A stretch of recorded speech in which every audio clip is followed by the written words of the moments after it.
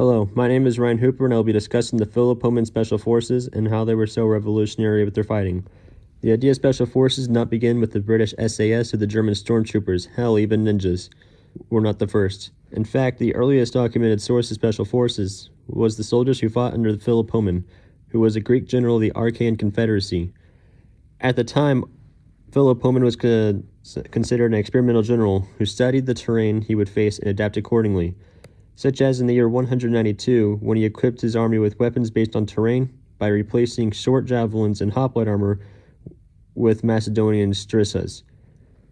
Additionally, he would fight using small groups of men who were protected by helpash and archers, as well as burning debris and pushing them into Roman camps, and participating in amphibious landings and guerrilla warfare, all of which was a tactic practically unheard of in the ancient world. Because Philippomen deliberately armed his soldiers with what would normally be considered inferior weapons, they were actually superior at the time by allowing his soldiers to move faster than heavier armed Romans, which allowed him to choose his own fights.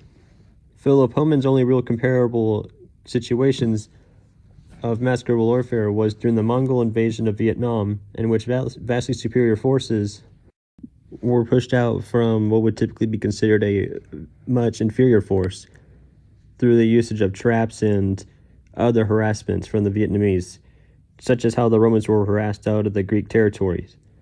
The innovations of the Philippomen's army was also comparable to the Nazi German Blitzkrieg, where Germans tried never attempted tactics in history and became the fastest moving army since the Mongol conquest. That is all I have for you for now, and I will get back to you soon.